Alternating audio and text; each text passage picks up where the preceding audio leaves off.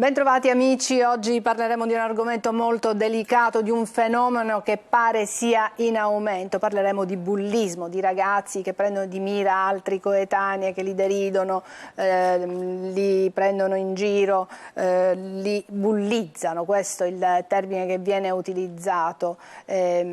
Compiono degli atti che nei casi più drammatici possono portare anche un ragazzino, come pare sia avvenuto in provincia di Palermo, a togliersi la vita. L'ultimo fatto di cronaca è a rivelarci quella che potrebbe essere la verità, come al solito è il cellulare del giovane che viene analizzato dagli inquirenti e che dà una pista ben precisa. Messaggi di derisione per l'orientamento sessuale, ma altre volte possono essere per la corporatura, insomma degli atteggiamenti che fanno molto male a chi li riceve. Procurano un disagio che può essere intercettato dalla famiglia, dalla scuola, perché spesso questi fenomeni nascono in ambiente scolastico ma poi hanno delle ripercussioni anche fuori le aule di un istituto scolastico. Ma cosa fare? Cosa fare se un ragazzino mostra segni di disagio? O cosa fare se si ha il sospetto che un proprio figlio sia invece un ragazzo che sta compiendo questi gesti e questi atti. Ne parliamo con i nostri ospiti, l'avvocato Elena Cassella, il dirigente della Polizia Postale della Sicilia Orientale Marcello Labella, al quale do il benvenuto e ringrazio perché la Polizia Postale fa un grandissimo lavoro nelle scuole, non si sottrae mai e anzi organizza proprio degli incontri con i più giovani proprio per spiegare cos'è il bullismo, a cosa può portare sia dal punto di vista giuridico ma anche psicologico, e do il benvenuto anche a Fernando Rizza, che è il preside dell'Istituto Comprensivo Carducci di Catania. Grazie preside per aver accolto il mio invito. Partirei proprio da lei preside. Cosa può fare la scuola quando c'è il sospetto, addirittura ci si accorge che sta succedendo qualcosa di grave nei confronti di un ragazzo o una ragazza? Ma intanto io vorrei, non mi sento all'altezza di affrontare il tema, però vorrei un attimo rinquadrare la situazione. Perché la scuola deve avvertire qualcosa? Perché la scuola? Allora, noi ci aspettiamo dalla scuola forse anche troppo, però perché? Perché la scuola è una comunità dove i ragazzi stanno insieme, ma alla presenza di adulti. Purtroppo dobbiamo registrare che un'altra parte della loro vita, forse la stragrande maggioranza, la passano ancora in comunità, una comunità virtuale, però da soli. Questo è importante inquadrarlo perché la scuola può vedere perché c'ha degli adulti che vedono. Altrove questi adulti potrebbero mancare. Non sto accusando le famiglie, non sto accusando nessuno, ma uno anche nella propria cameretta col proprio device è in comunità con altri, ma non ci sono adulti a vigilare, perché è normale che sia così. A una certa età si va nella propria camera e si può stare. Detto questo, la scuola cosa può fare? La scuola può fare intanto un'attività di prevenzione, invece quando sospetta qualcosa può interpellare vari soggetti. Ormai abbiamo quasi tutte le scuole uno psicologo, oppure abbiamo delle mediazioni educative scolastiche dentro le scuole, abbiamo dei supporti per chi può leggere delle cose che magari non sono così evidenti. Inoltre la scuola cerca di stare allerta su ogni segnale, ma allo stesso tempo non può interpretare qualsiasi segnale come bullismo. Il bullismo, ce lo può dire il dottor Labella, ce lo può dire la dottoressa Cassella, è un fenomeno che ha dei connotati ben precisi, non è il banale insulto che può scappare e che può esserci e che non deve esserci, ma che ci può essere. È il ripetuto insulto, è l'esclusione dal gruppo. La scuola può fare dei lavori, per esempio, sul gruppo, può per esempio lavorare sull'inclusività, può per esempio educare a occuparsi dell'altro, dove l'altro oggi, il compagno di classe, è sicuramente un soggetto molto più debole, ma con in mano strumenti molto molto potenti, perché poi stiamo parlando non appena del bullismo, ma del cyberbullismo, che è quello più pericoloso, quello che appunto può avvenire in qualsiasi momento della giornata, anche senza essere in contatto fisico con qualcuno. E qui entra in gioco proprio il grande lavoro che svolge la Polizia Postale. Dottore Labella, è così? I cellulari dei ragazzi raccontano molto di loro, di quello che vivono Sì. e di quello che fanno. E un genitore che ha il sospetto cosa deve fare? Sì, avete detto bene, cioè, i ragazzi, bambini, perché adesso parliamo di bambini, 7-8 anni è l'età in cui hanno il primo accesso in questo mondo che si chiama internet. Però ecco, un'evidenza la vorrei mettere subito. Impariamo a non chiamarlo mondo virtuale, perché virtuale si oppone al reale, invece il mondo su cui stanno sul web è un mondo che ha effetti pienamente reali, fa parte anche della nostra quotidianità. E allora forse sarebbe meglio dire il mondo digitale e il mondo fisico, ma il mondo digitale ha poi dei risvolti pienamente fisici. Questo già ci dà un'indicazione sull'importanza di tenere sempre a mente i pericoli che possono stare, ecco, dietro una navigazione sullo smartphone e dietro una navigazione fatta in solitudine, come diceva il preside, nella propria stanza, che poi appunto solitudine non è. Cosa bisogna fare? Raccontano tanto, la loro vita è tutta racchiusa là dentro, lo vediamo ovviamente ciascuno di noi anche nel nostro ambito familiare, trascorrono tantissimo tempo. E allora cosa bisogna fare? Avete detto bene, partiamo chiaramente dalle scuole e dalle famiglie. Il preside anche qui ha rappresentato un problema, non si può fare evidentemente carico alla scuola di tutte le problematiche, soprattutto problematiche di questo tipo. E io voglio dare un dato, chi mi conosce sa che non amo le statistiche, non amo molto dare i numeri, né farci diciamo un'esaltazione del nostro lavoro, però solo l'anno scorso scolastico noi abbiamo incontrato oltre 25.000 ragazzi, adolescenti, preadolescenti, bambini, scuole primarie. Quest'anno già in questi primi mesi siamo già oltre 5.000. Ma quanti genitori sono invece venuti ai nostri incontri, spesso organizzati anche dalle scuole? Beh, i numeri sono largamente inferiori. Per questo necessita interpellare, dare forse un grido anche d'allarme verso i genitori di essere sempre più attenti, soprattutto quando abbiamo dei figli preadolescenti, dei bambini, l'ho detto poc'anzi, 7-8 anni è l'età di primo accesso alla rete, e dare uno smartphone a un bambino di quest'età o poco di più è estremamente pericoloso. Proprio qualche giorno fa è uscito un report della Polizia di Stato, della nostra Direzione Centrale Anticrimine, sul resoconto della violenza ai danni dei minori. È un capitolo apposta e riguarda appunto i fenomeni del web, il fenomeno del web.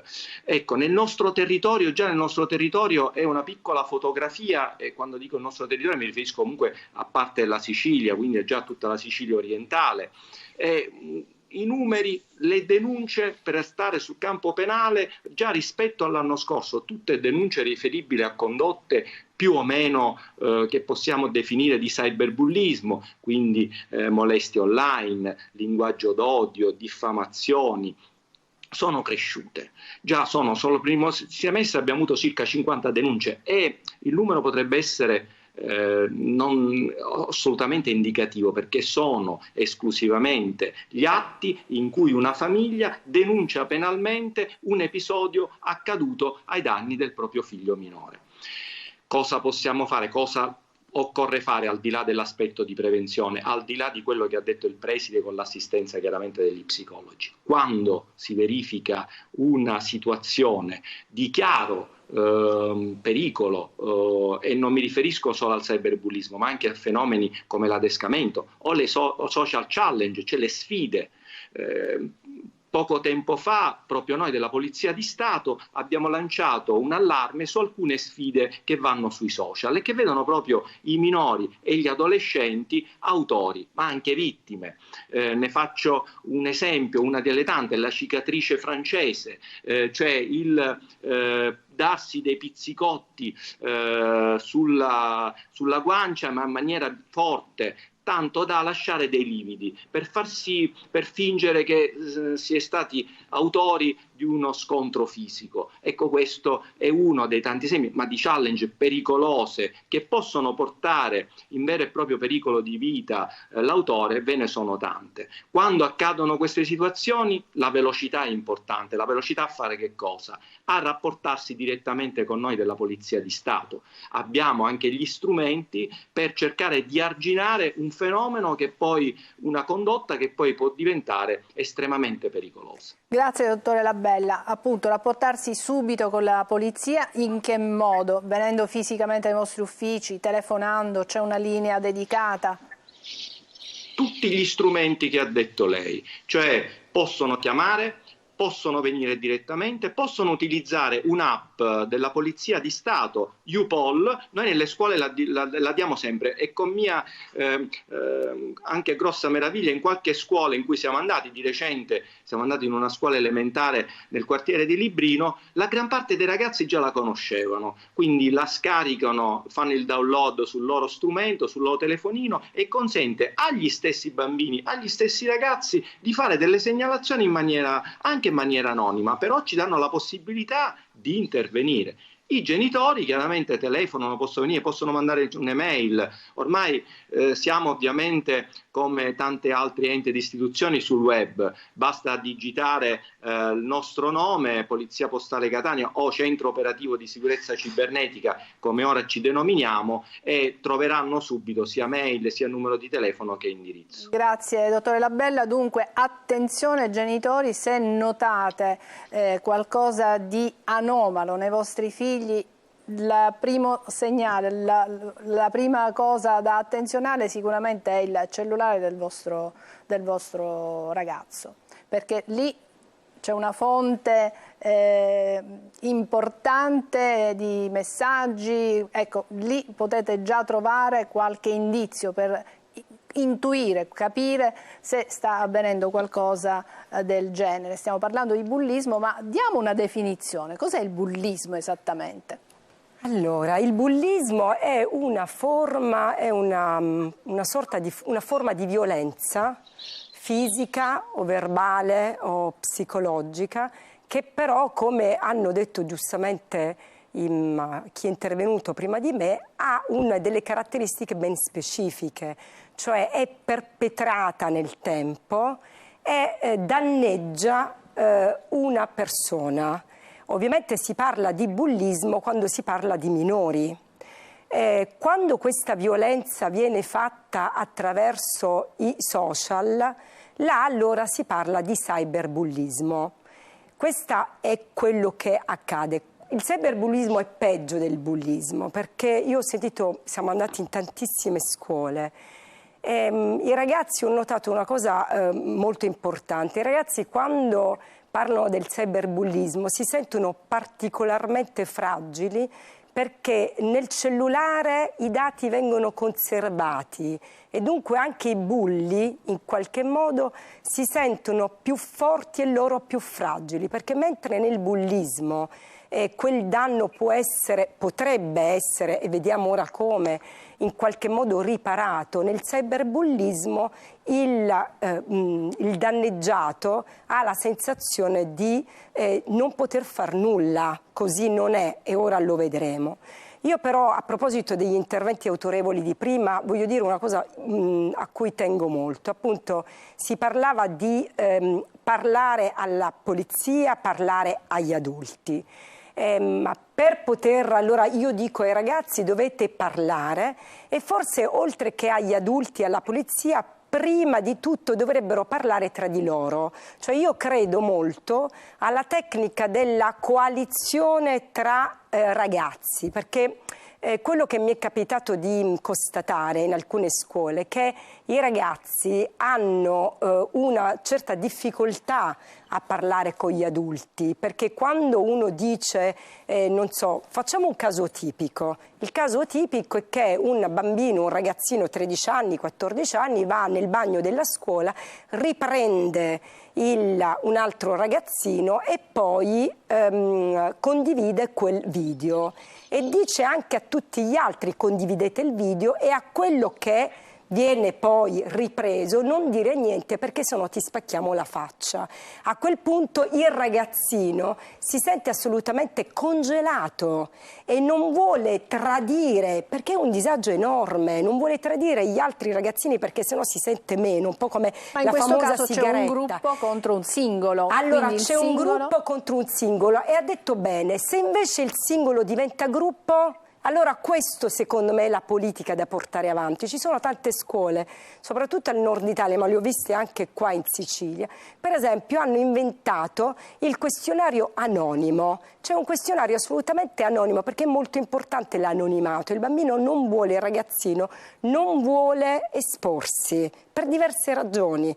Allora bisogna dire a questi ragazzi: parlate anche tra di voi, parlate in qualche modo garantendovi l'anonimato. Come si può garantire l'anonimato? Con i questionari. Molte scuole hanno organizzato dei questionari anonimi con delle crocette, che il questionario è un termine che un po' dà fastidio ai ragazzi, con delle crocette di guisa. Poi hanno nominato all'interno della classe un referente nominato dalla classe, non nominato dal dirigente, e questo referente è un po' il rappresentante del fenomeno del bullismo, che a sua volta poi ha possibilità di parlare con il dirigente. Cioè secondo me la strada è quella di dare ai ragazzi la possibilità di essere protagonisti e non vittima e di coalizzarsi tra di loro. Per esempio in alcune scuole, io su a Milano, hanno ideato queste scuole il bulli poliziotto, cioè all'interno della classe un bullo poliziotto che fa proprio da referente e da soggetto a cui poter parlare e confidare, perché è molto importante questo secondo me è fondamentale. I ragazzi vogliono conservare l'anonimato. Bene, c'è un genitore che ci scrive, dice: non fate un po' scaricabarile tra famiglia e scuola, la scuola deve essere un baluardo non solo di educazione ma anche di promozione di legalità. Preside, la convince quest'idea del questionario? Volevo intanto ricordare ai nostri telespettatori il 342 7455 005, con un messaggio potete interagire con noi.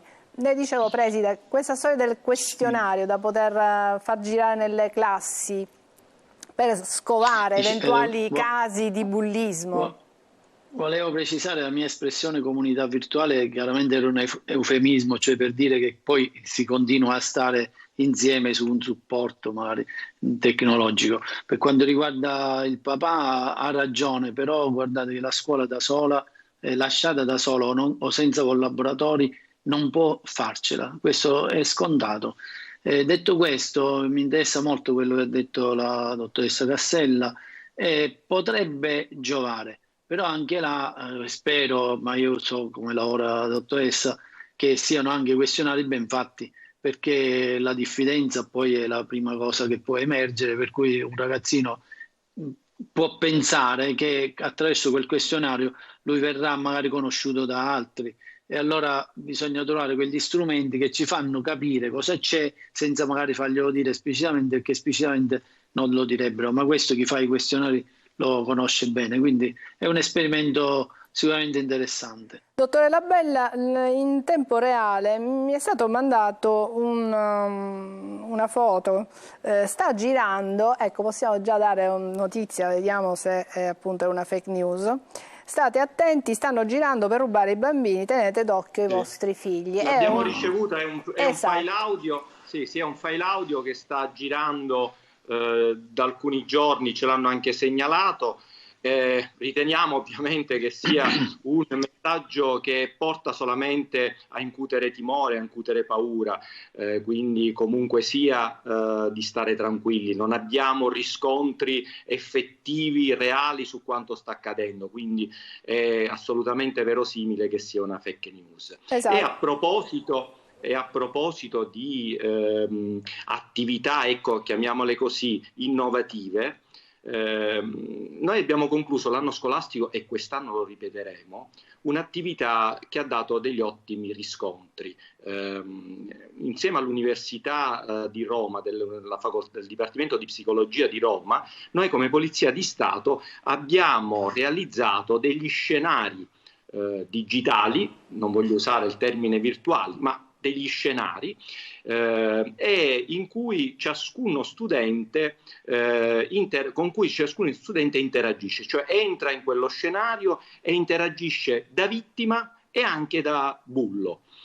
Sono varie situazioni, da condotte tipiche di cyberbullismo sino a quelle più gravi di adescamento. Su alcune scuole di Catania la cosa ha riguardato chiaramente dei piccoli gruppi al momento, e soprattutto le scuole superiori.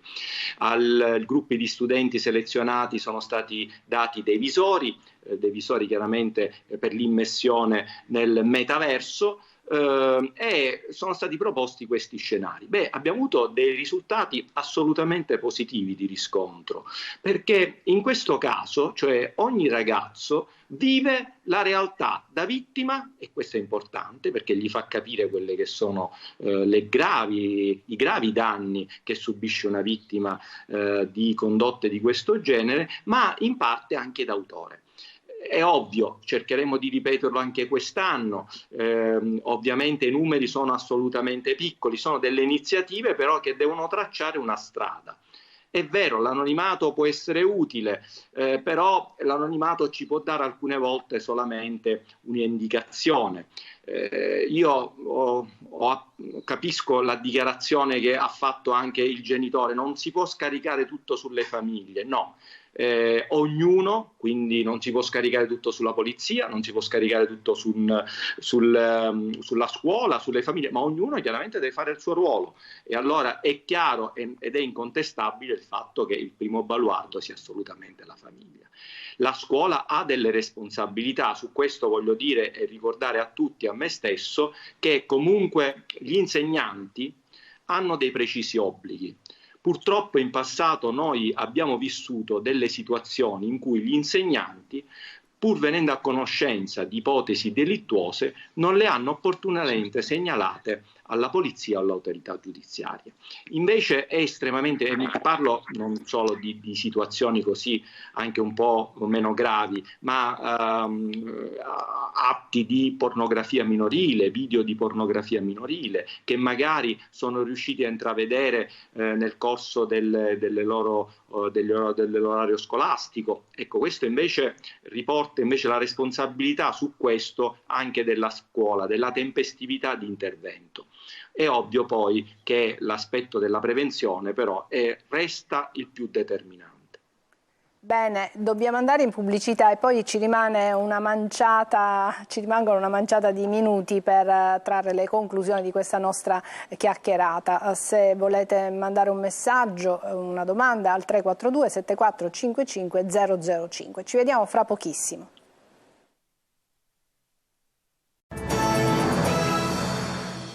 Ed eccoci tornati in studio, stiamo parlando di un argomento molto delicato, di un fenomeno purtroppo in aumento, e cioè del bullismo. Atti di aggressione, di derisione, di prendere di mira dei ragazzini nei casi più estremi. Infatti ho dato un titolo un po' forte: il bullismo può uccidere, può veramente portare le vittime a togliersi la vita, e purtroppo i casi di cronaca ci raccontano anche questo. Abbiamo parlato di prevenzione, abbiamo parlato del ruolo che ciascun attore deve svolgere, cioè la scuola, la famiglia, ma anche la legge. La legge come si sta muovendo, avvocato?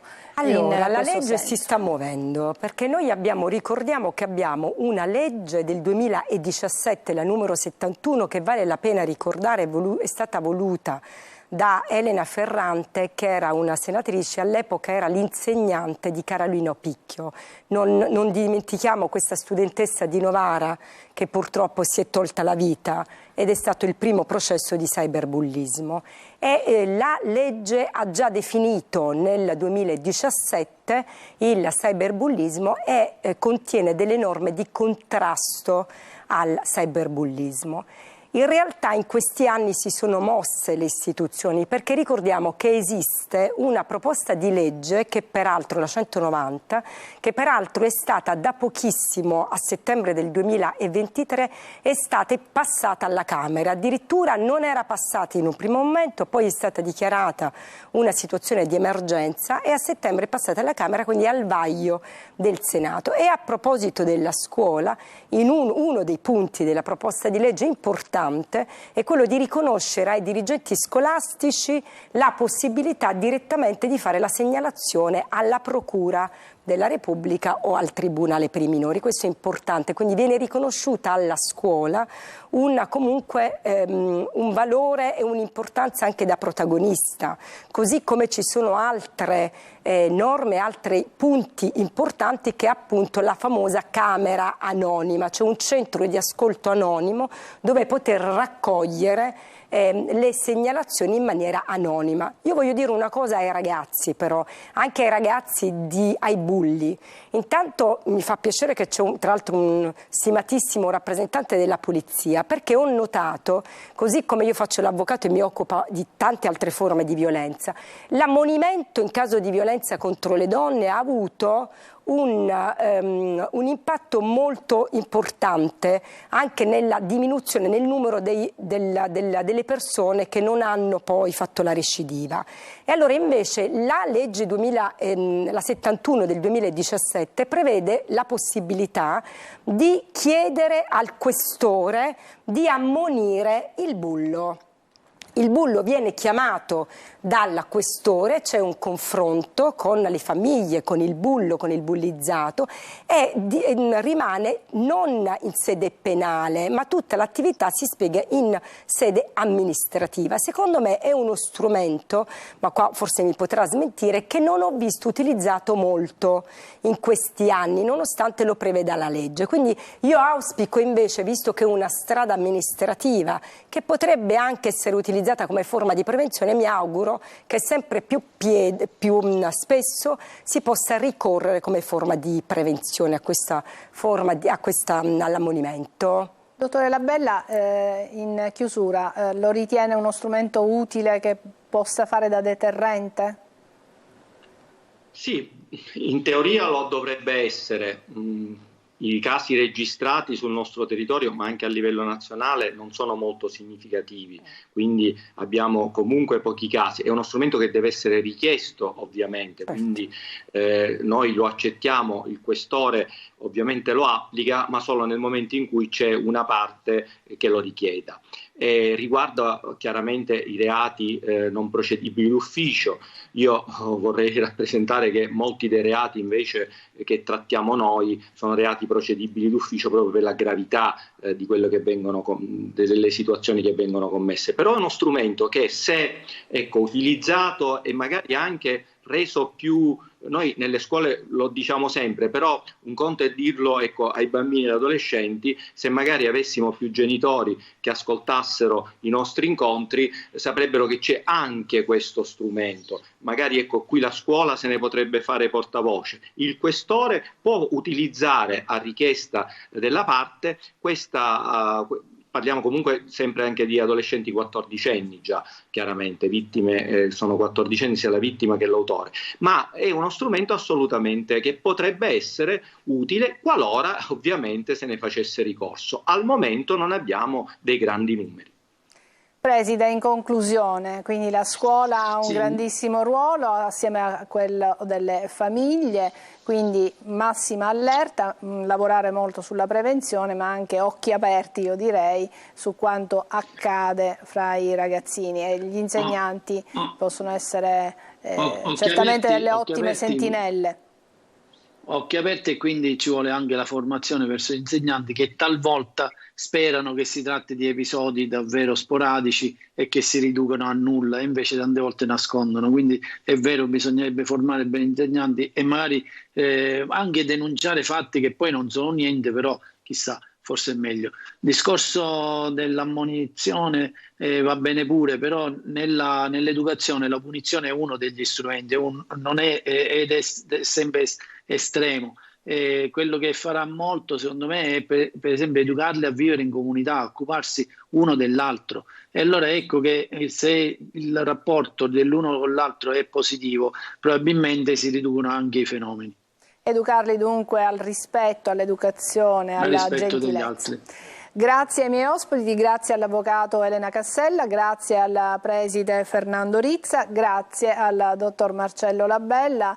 Veramente in bocca al lupo, complimenti innanzitutto per il lavoro che svolgete tutti e tre, e in bocca al lupo anche per la vostra attività, che è certamente importante, molto delicata. Grazie anche a chi ci ha seguito da casa. Grazie, buon lavoro a tutti. Grazie. Alla prossima. Grazie.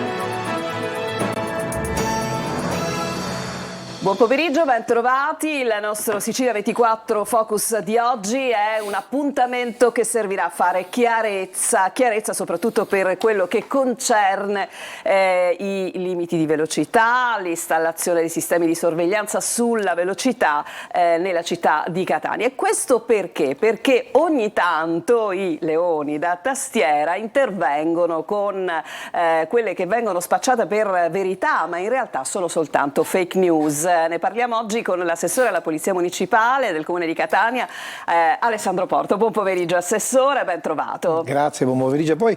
Ringrazio lei, ringrazio la redazione per darci questa opportunità anche di chiarire, di fare chiarezza appunto su quella che chiaramente ieri è stata la fake news del momento, che un po', come dire, ha stravolto quella che chiaramente era la quotidianità di tanti cittadini che ci hanno scritto allarmati. Chiaramente questa è un'amministrazione attenta che le cose li fa attraverso una programmazione, c'è un iter anche amministrativo che va rispettato, e anche quando saranno installati gli autovelox e tutte quelle misure che chiaramente stiamo prevedendo per la sicurezza dei nostri concittadini, chiaramente insieme al sindaco comunicheremo per tempo tutte le varianti e tutte quelle che chiaramente saranno i cambiamenti nella viabilità della nostra città. Allora Assessore, parte tutto, come diceva lei, dall'esigenza di chiarire, perché siete stati inondati ovviamente di telefonate, di messaggi su un tema fondamentale. Ci sono già attivi gli autovelox sulla circonvallazione?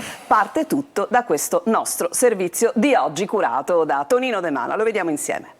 Si è superato ogni limite, non di velocità ma di fake news. Possono una o più persone fare un post e mettere in allarme migliaia di automobilisti? Nell'era dei social e dei leoni da tastiera la risposta è sì, tanto da indurre il Comune di Catania, il sindaco Trantino e il suo vice La Greca a smentire le voci in merito all'attivazione di autovelox e T-Red sulla circonvolazione che avverrà tra fine febbraio ed inizio marzo. Lo avevamo annunciato in un nostro servizio andato in onda il 22 gennaio scorso e lo ribadiamo per quanti sono distratti da voci incontrollate che non arrivano da fonti ufficiali. I dispositivi di sicurezza tra ogni ennesima entreranno in esercizio a fine mese, quindi permangono gli attuali limiti di velocità che, nessuno si scandalizzi, sulla circonvolazione in alcuni tratti sono già di 30 km/h. Lo indica chiaramente questo cartello sul viale Odorico da Pordenone. Lo stesso segnale verrà rimosso non appena sarà dato il via libera alla nuova disposizione che porterà il limite, salvo alcune eccezioni, a 50 km/h per tutta la circonvolazione. L'amministrazione Trantino non vuole fare cassa assolutamente, vuole solo preservare la vita dei cittadini, dei bambini, dei diversamente abili, perché siamo pienamente convinti che 5 minuti in più trascorsi in macchina, invece che magari stravaccati su un divano a fare i leoni di tastiera, servono a salvare le vite, serve ad una cittadinanza efficiente, ad una vita migliore per la nostra città. Ecco il nostro obiettivo. E mentre si dibatte sui limiti e si attende l'attivazione di autovelox e T-Red, balza all'occhio uno strano attraversamento pedonale con un blocco di cemento che separa le due carreggiate. Non certo il massimo in tema di barriere architettoniche, di sicuro pericoloso per chi dovesse inciampare, visto che rischierebbe di finire sotto un'auto in transito e poco importa se viaggia a 30 o 50 km/h. Ecco, Assessore, partiamo proprio da questo blocco. Che ci fa lì questo blocco di cemento? Allora, chiaramente innanzitutto quello che abbiamo visto e soprattutto anche il limite di velocità che era di 30 km/h, chiaramente solo ed esclusivamente per un tratto, per intenderci dalla parte del Tondo Gioieni, all'altezza del Tondo Gioieni, fino al semaforo pedonale, perché la legge giustamente prevede, dove ci sono soprattutto il rialzo del passaggio pedonale e il passaggio del semaforo chiamata pedonale, prevede una limitazione della velocità, quindi quel cartello risale ad anni precedenti. Questo comunque dimostra che i cittadini, i leoni da tastiera, si svegliano sempre nel momento sbagliato, perché comunque il cartello era già precedente. Per quanto riguarda anche il discorso della barriera di cemento che noi abbiamo visto, chiaramente è sicuramente una cosa sbagliata, perché chiaramente nel passaggio pedonale non ci deve essere, ma certamente chi l'ha fatto per una questione di maggiore sicurezza, secondo chiaramente magari la sua logica, è quella appunto di non permettere che ci possa essere il motorino o la macchina che fa l'inversione di marcia, che invece arrecherebbe sicuramente molti più problemi e sicuramente anche molti più incidenti. Diciamo che c'è una valutazione su quello che sarebbe il male peggiore da evitare, o quello sicuramente che l'avrà fatto pensando al male minore. Purtroppo certe volte si è costretti, chi è chiaramente sul campo, chi ha l'esperienza più di chi chiaramente utilizza la tastiera per fare la gestione e la manutenzione, chiaramente cercano di magari andare come dire, oltre per quanto riguarda la sicurezza, e magari questo può non coincidere con quello che chiaramente è la regolare come dire, correttezza dell'intervento. Allora, Assessore, veniamo dunque al punto e stiamo chiarendo ulteriormente il fatto che al momento non ci sono dei segnalatori attivi sul fronte chiaramente del controllo, ma ci saranno. Vogliamo fare una distinzione, vogliamo spiegare perché sull'autovelox siamo tutti abbastanza, no? Sappiamo tutti che cos'è. Questi T-Red, esattamente, che cosa sono, dove verranno installati? Mi hanno spiegato che si chiamano TX Speed, perché sono l'upgrade del T-Red, perché oltre chiaramente a verbalizzare l'eventuale passaggio con il semaforo rosso, riesce anche a monitorare e a controllare la velocità, quindi lo possiamo utilizzare anche in sostituzione dell'autovelox, quindi ha una doppia funzione, quindi è l'upgrade è chiaramente che già uno è installato dalla MTS, la società partecipata del comune, e che sarà presto collaudorato e quindi in funzione. Questo ci permetterà quindi di utilizzare gli autovelox in altri siti. Proprio una discussione abbiamo fatto ieri, una riunione coordinata anche con l'assessore Parisi e il vice sindaco La Greca, perché chiaramente il sindaco, come ha dal giorno dopo, e vorrei anche dedicare qualche secondo a Chiara Adorno, che comunque è la vittima, che comunque oggi ci porta a discutere, ad analizzare, ad affrontare un tema della sicurezza, quindi io voglio dedicare qualche secondo proprio a lei, alla ragazza straordinaria che oggi non è più con noi e che comunque ci dà oggi la possibilità di magari evitare nel futuro altri incidenti. Possiamo ricordarlo più dettagliatamente. Assessore, Chiara Adorno è la studentessa universitaria della provincia di Siracusa che purtroppo ha perso la vita diciamo, in un attraversamento pedonale sulla circonvallazione, un incidente drammatico che ha sconvolto tutti, ma che ha sconvolto le coscienze, che ha creato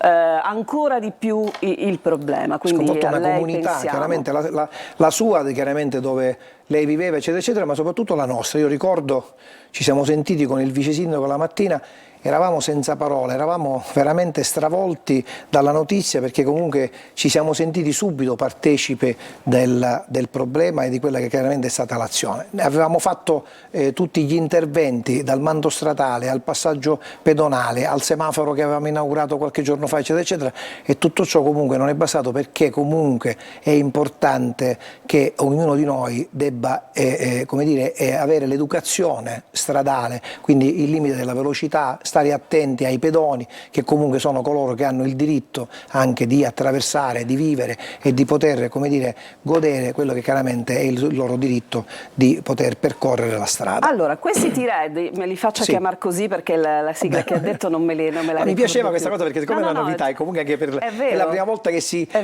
dice, che si chiamano per... Benissimo, dove verranno installati? Cioè in quali punti di semaforo verranno installati? Allora, ad oggi quello installato è quello all'altezza dove c'è il semaforo chiamata pedonale, diciamo, per intenderci vicino all'università. Quindi siamo sempre sulla circonvallazione. A qualche metro, diciamo, da dove è successo l'evento, il drammatico evento.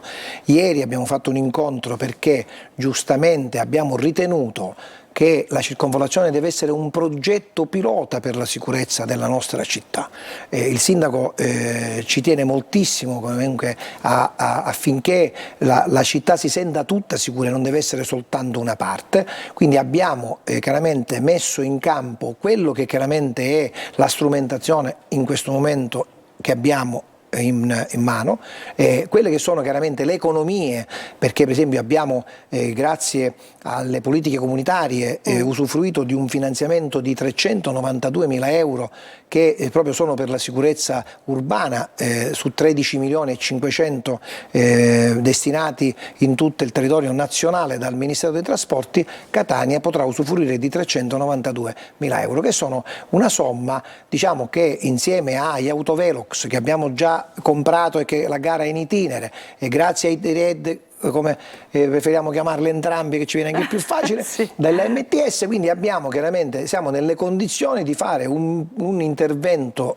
importante, immediato, sulla circonvallazione, chiaramente come strada primaria, ma abbiamo idea di estendere il progetto già in alcune parti, come abbiamo pensato ieri, qualche proposta a San Giovanni Calermo, che ci sono delle strade abbastanza pericolose, si parlava di Viale Maria Pisarda, si parlava del lungomare, tutte quelle, anche per esempio, io per esempio personalmente ho fatto una proposta su quello che chiaramente è il quartiere di Librino, perché essendo una città, essendo, diciamo, la città satellite dove chiaramente le strade sono abbastanza larghe, certe volte i pedoni, anche e soprattutto i ragazzi che vanno a scuola, rischiano la vita per attraversare le strade che chiaramente sono con i passaggi pedonali, però chiaramente sappiamo che sono abbastanza come dire, utilizzate dalle macchine anche a velocità sostenuta. Allora, Assessore, ha detto bene, nel senso c'è chiaramente un impegno economico, perché noi diciamo ci vuole la sicurezza, ci vogliono gli autovelux, ci vogliono i T-Red, ci vogliono questo, ci vogliono quest'altro, però è chiaro che tutto questo ha un costo, no?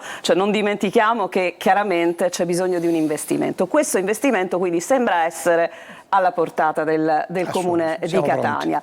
Questo piano che riguarda la sicurezza della città ricomprende anche la rivalutazione dei limiti di velocità in alcune zone o no? Assolutamente sì, e infatti la pianificazione va fatta in tal senso, perché chiaramente 30 km/h è una velocità chiaramente inadeguata, soprattutto per alcune strade come la circonvallazione, troppo basso il limite, 50 km/h è il limite corretto, anche perché è dimostrato, abbiamo fatto anche delle prove, il professore La Greca personalmente, anche con la macchina e soprattutto anche degli studi, perché stiamo collaborando anche con l'Università di Catania in tal senso, che 50 km/h è la velocità che tu riesci a attraversare la città in tempi giusti, non incide negativamente sul piano del traffico, perché comunque la riduzione della velocità in una strada importante come la circonvallazione potrebbe incidere anche poi nel resto del traffico della città, perché essendo una via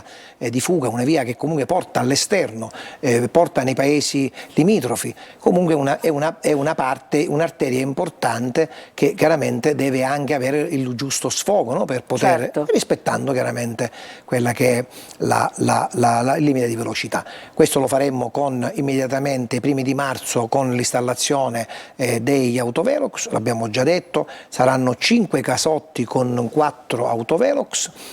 Sulla circonvallazione da Ognina fino alla Annesima, al Garibaldi, quasi alla rotatoria del Garibaldi. Questo perché neanche noi amministratori saremmo a conoscenza di dove verrà installato il primo, il secondo, il terzo e il quarto, in modo tale che comunque la gente, questi casotti devono servire anche da deterrente, soprattutto per chi ha in testa di come dire, superare la velocità. Ma noi ricordiamo sempre che è obbligo segnalare il fatto che si sta controllando la velocità, quindi l'automobilista sarà al corrente del fatto che in quel tratto di strada ovviamente c'è un controllo della velocità, perché qual è l'obiettivo? Non è, come diceva Paolo La Greca, far cassa, ma è mettere in riga l'automobilista sulle regole, no? Guardi, chi pensa e chi dice questo lo dice chiaramente con pregiudizi e con soprattutto cattiveria. Io rispondo con un nome e cognome, Chiara Adorno. A chi chiaramente pensa che il Comune fa questo per fare cassa, io rispondo Chiara Adorno. Allora, Assessore, ci fermiamo sulla parola, sulla frase che ha pronunciato e ritorniamo tra poco per dare anche spazio a qualche domanda dei nostri telespettatori che continuano a scrivere al 342 7455 005. Torniamo tra poco.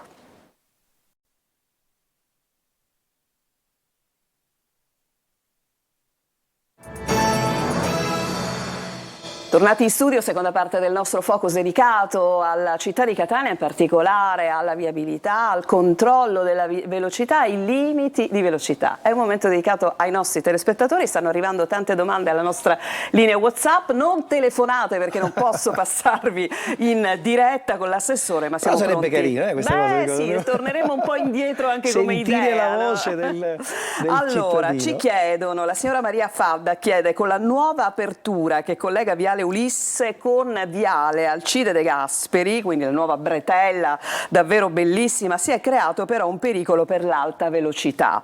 Essendo zona abitata con annessa scuola elementare e ufficio postale e a doppia circolazione con un restringimento, corriamo noi pedoni il pericolo di essere investiti. Allora, rispondo che innanzitutto la nuova bretella, quella che abbiamo aperto, è quella solo ad una corsia, perché l'altra corsia dobbiamo ancora farla. Quella è stata una scelta voluta dal nostro sindaco e che io ho condiviso, e secondo me i cittadini ci hanno dato atto dell'intuizione di aprirla in tempo, come dire, anche prima del completamento della carreggiata di ritorno, perché comunque serviva da sfogo a una strada, a una parte della città che è piazza dove c'è Ognina, dove chiaramente ogni volta i cittadini lamentavano dell'ingorgo, certo, perché comunque ci sono delle diverse attività, i commercianti si lamentavano perché comunque noi stavamo facendo un'azione di repressione continua per la sosta selvaggia, quindi quella chiaramente l'apertura è dato finalmente anche aria, spazio. È una bretella meravigliosa, diciamolo, non c'è niente da... È chiaro che ancora va completata la seconda corsia, quella appunto del ritorno, che sarà comunque il completamento, parlava il collega di ormai qualche mese, perché ormai i lavori sono in itinere. Quindi abbiamo attivato l'illuminazione, anche qualche cittadino, perché noi siamo sempre in contatto anche con il sindaco, perché delle segnalazioni per esempio per l'illuminazione, e cerchiamo di intervenire perché questa è una bretella importante anche e soprattutto di sera, dove chiaramente la strada è buia. La telespettatrice parla proprio di questo, cioè magari adesso la gente l'ha scoperta e siccome bella larga ci corre un po'. In questo momento diciamo è solo in una direzione, quindi però dico, la ringrazio la signora e farò un sopralluogo personalmente, visto che comunque è la delega che mi appartiene, per monitorare e cercare di verificare eventuali interventi da effettuare. Allora, ci scrivono ancora, buonasera, in via Armando Diaz non si potrebbero mettere dei dossi artificiali, visto che c'è anche un asilo e le macchine sfrecciano ad alta velocità, soprattutto la notte? Grazie. Allora, i dossi non sono più autorizzati per legge, infatti quelli che abbiamo realizzato fino ad oggi sono i passaggi pedonali rialzati, non ci sono a Catania dossi, perché non è permesso installarlo, anche altri comuni si sono adattati. Se noi quelli che ci sono, Assessore, che già esistono? Non sono regolamentari perché la legge non lo prevede, anche perché i dossi comunque, soprattutto in alcune strade, Ricordiamoci che sulle strade ci sono anche le ambulanze, le cose di servizio, quindi quando facciamo delle valutazioni il passaggio pedonale rialzato comunque ha una pendenza di un certo tipo, è abbastanza largo, quindi il mezzo viene accompagnato anche in maniera diversa. Il dosso invece è un rialzamento magari in PVC o in materiale in plastica, che chiaramente è soltanto per la larghezza di qualche decina di centimetri e che comunque spesso anche comporta anche dei problemi ai mezzi che lo attraversano. Quindi bisogna chiaramente invece eventualmente effettuare dei passaggi pedonali rialzati, perché danno l'opportunità di poter attraversare in sicurezza, e tutto questo anticipo alla trasmissione che ne installeremo anche almeno 20 passaggi pedonali rialzati illuminati.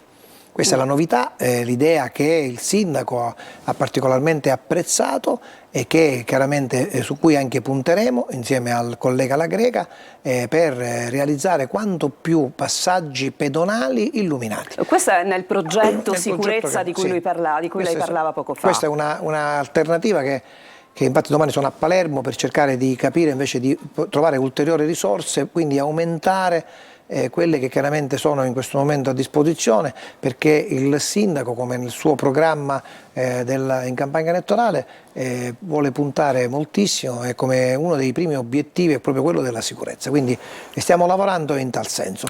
Mi sono voluto, come dire, lasciare andare in questa cosa perché mi piaceva dare anche una nuova proposta che chiaramente verrà presto attuata, regalare alla trasmissione anche questa novità anche per i cittadini che ci ascoltano. Quindi ipotesi di questi passaggi pedonali sopraelevati, mettiamoli così, o anche sopraelevati illuminati, di un po'. comunque illuminati, perché il problema che ci siamo resi conto, esatto, cioè di sera, quando c'è chiaramente buio, il passaggio pedonale dove c'è il faro che illumina forte il bianco del passaggio pedonale, un effetto di attenzione, evidenzia, poi il cartello chiaramente illuminato lateralmente vicino al palo dove chiaramente indica che c'è un passaggio pedonale, quindi anche chi guida un mezzo viene attratto dalla luce e quindi chiaramente capisce che là c'è un passaggio pedonale. Assessore, ci piace sempre pensare però quando annunciamo le cose a una data, cioè ci riusciamo ad avere questo prima dell'estate penso che saranno realizzati. Questo prima dell'estate saranno realizzati. Allora, buon pomeriggio, ma oltre, aspetti che mi è sfuggito qui, allora, oltre a mettere gli autovelox, mettere anche in sicurezza i tombini che sono più bassi delle strade, per esempio, un telespettatore ci manda anche delle fotografie. Questo chiaramente, se fate le segnalazioni interveniamo con la manutenzione, perché questo chiaramente è un problema diverso rispetto a quello che chiaramente può essere l'intervento con gli strumenti, perché poi comunque voglio ricordare a me stesso che anche i finanziamenti spesso sono, come dire, specifici, cioè hanno delle finalità. Per esempio il finanziamento di 392.000 euro che le politiche comunitarie è riuscito, come dire, ad avere sui 13 milioni e mezzo era specifico per la sicurezza in questo caso, e una parte di questo può essere utilizzato per gli strumenti, il resto invece deve essere utilizzato per esempio per i passaggi pedonali rialzati, che non sono strumentazione ma sono chiaramente opere di intervento. Per esempio in questo caso per quanto riguarda i tombini potrebbe essere presa anche in considerazione una cosa del genere, però dico se magari c'è qualcuno che ce lo indica, qualche particolare specifico, magari interveniamo, oppure magari la colpa è dell'impresa che ha rifatto il manto stradale, quindi interveniamo sull'impresa per far sì che, come dire, sistemi le cose anche senza incidere nelle casse del comune. Oltretutto insomma la circonvallazione è stata praticamente tutta sistemata, quindi che ci siano ancora di queste cose. Faceva riferimento alla circonvallazione, sì. Questo gli faccio fare una verifica anche col collega, facciamo magari con Petralia, esattamente, perfetto. Allora sarebbe necessario fare un passaggio per disabili o per le carrozzine nel passaggio pedonale dove c'è il famoso blocco di cemento dell'inizio trasmissione. Questo è quello che ci chiede un telespettatore. E poi ancora, dunque, buon pomeriggio, volevo dare anche il mio modesto contributo. Il passaggio sopraelevato alla fine sarà realizzato, il famoso passaggio sopraelevato della circonvallazione? Allora, sarà realizzato perché il sindaco si è espresso in tal senso, proprio anche ieri nella riunione se ne è parlato. Il progetto del ponte chiaramente incide in maniera differente economicamente e soprattutto non si può pensare di realizzare un ponte come dire, che poi non soddisfi tutte quelle che sono le esigenze. Per esempio proprio quello dei disabili, cioè non è possibile che facciamo un ponte dove poi non possa essere utilizzato da chi chiaramente è stato sfortunato rispetto a noi, non possiamo pensare di fare un ponte che magari la gente non è poco fruibile o non è poco accessibile e quindi chiaramente magari lo studente o la persona non lo utilizza e quindi alla fine abbiamo fatto solo un buco nell'acqua. Stiamo verificando anche proprio con l'Università di Catania e abbiamo discusso col professore Della Greca di capire innanzitutto che tipo di progetto realizzare e magari poter trovare i fondi, perché pare che il Ministero si è reso disponibile a finanziarcelo, però chiaramente dobbiamo capire innanzitutto come realizzarle e cosa realizzare, anche la tipologia del materiale che vogliamo anche utilizzare. Un concorso di idee non sarebbe male. Questa è un'idea che però dico, io mi fido molto dell'università, quindi a parte dei nostri tecnici del comune, mi piace l'idea anche, come dire, di questa collaborazione con l'università che comunque poi forse è anche parte, come dire, attiva di questo problema, perché molti studenti utilizzerebbero il ponte proprio per recarsi all'università, quindi. Abbiamo l'ultima domanda, poi siamo in chiusura. Allora, ne arrivano veramente tante. Allora, faccio presente all'assessore a proposito di sicurezza stradale che in via Cantone, stiamo parlando del quartiere Cibali, dei grossi contrafforti invadono da anni metà della carreggiata creando un pericoloso restringimento per gli automobilisti e soprattutto per i pedoni. Il signor Sebastiano, lei ha presente questo punto? Guardi, io suggerisco questo perché spesso ne usufruisco di utilizzare i consigli di quartiere o i consiglieri comunali che sono sempre attivi, attenti alle problematiche del territorio.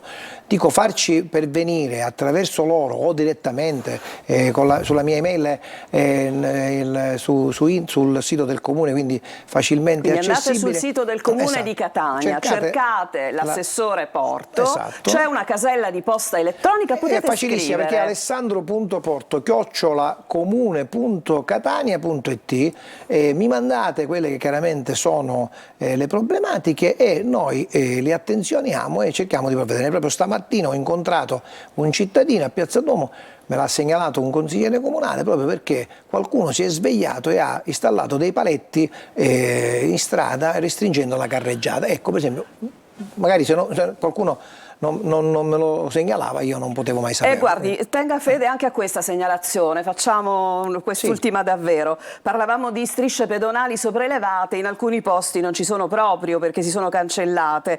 Da attenzionare via Palermo nella totale assenza delle strisce pedonali, ormai scolorite. Ottima l'idea per questi illuminati proprio nel tratto in coincidenza con l'asse attrezzato sopraelevato dopo via Fossa della Creta. Grazie. Ecco.